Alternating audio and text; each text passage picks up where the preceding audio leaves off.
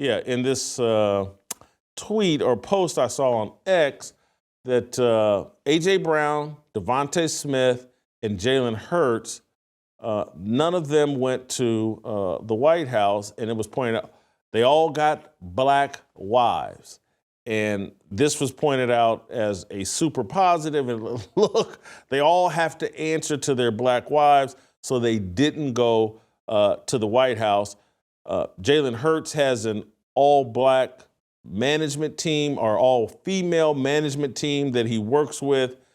He's a hardcore supporter of the matriarchy and the feminist movement. I like Jalen Hurts. I love the way he handled his situation at Alabama. Been a fan of his, but he has bought into the symbolism of the matriarchy. And to me, and people have been critical that Saquon Barkley, he's been criticized for golfing with Trump, hanging out with Trump, and they're like, he's got a white wife. And I have a completely different read on this. That, and I want you to correct me, freaks be here. It's just like, what you're seeing is there's an expectation in black culture, which is very matriarchal, is that man needs to seek the approval and of his wife, whereas in what, not even call it white culture, in Christian culture and among white women, man is to lead his wife, not seek her approval, not to be dismissive of her, but, you know, Saquon Barkley is going to lead whatever direction he is, and he's got a wife that's going to follow him whatever direction he leads. Whereas among black people, we're all expected to get the approval of our wife, and that is part of the disconnect that I feel, and I think other black men feel. It's like, I'm not put on this earth to seek the approval of wife, mother, sister, any woman. I'm put on this earth to follow and obey God and to lead wife, mother, sister, daughter, son, people in my family. That to me is the difference. And if you've ever wondered why a certain percentage, because I'm not even going to call it a high percentage, but it's just a certain percentage of athletes that are super successful, like, I'm going to go get me a helpmeet, and it feels like these white women are more prone to be a helpmeet than black women.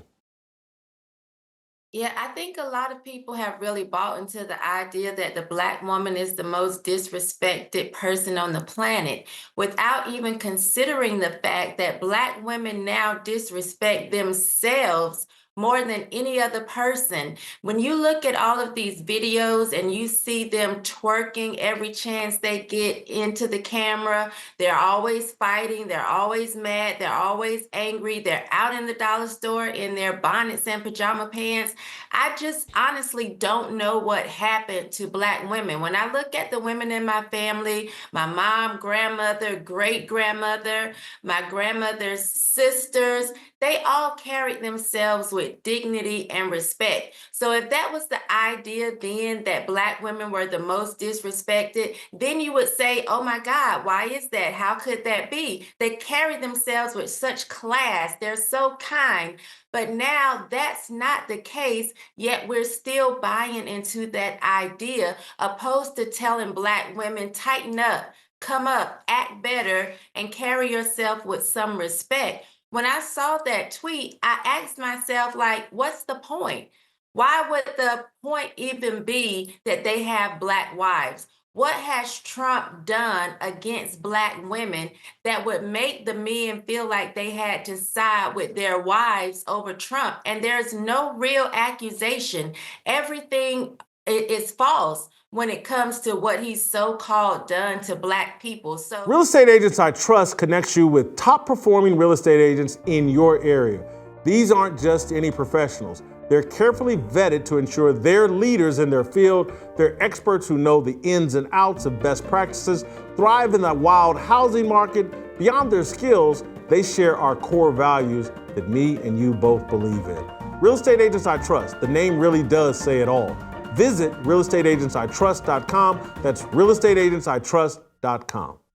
So you would have to say, yes, they're trying to get the approval, and it's false approval because there is really no reason that they would need to stand with their Black wives. Trump hasn't done anything to Black women. If you're talking about abortion, why are we pushing abortion so much on Black people? We have more abortions than Black babies are born each year. That's not a good thing. What else could they use? So I just thought this was silly that they would even make this point, and that any man would feel like, oh, I have to stand with my wife over Trump. Trump hasn't done anything to Black women. That's a false narrative. And I wish we would stop placating to women and this silliness that a man would need to stand with them. Y'all are fine. We're fine. I understand and get your point. But the reality is, Black women have convinced themselves that Donald Trump is their enemy.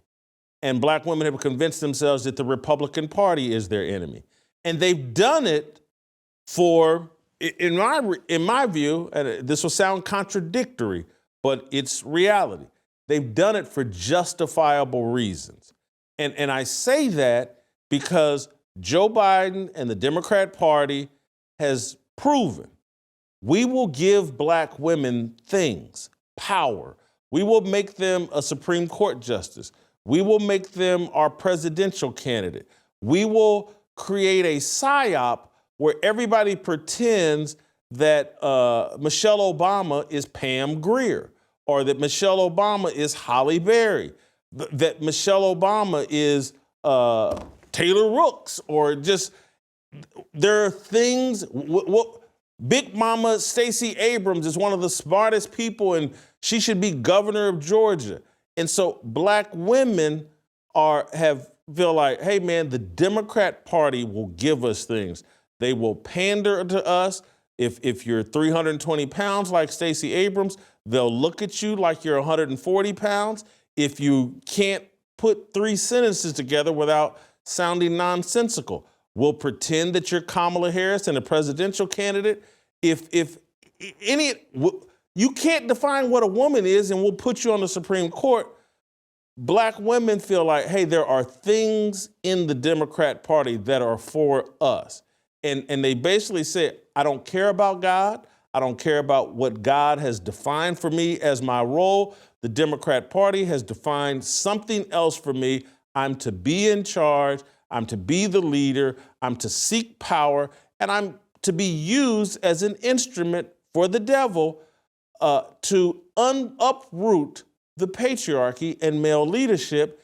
And so I get why Black women are like, I love this Democrat Party. They treat me like a queen. They treat me, they let me live in a delusional state, and they let me live in disobedience to God without any regrets or any remorse about any of it. And so I get why they're like, I hate Trump because I don't get these goodies with the Republican Party.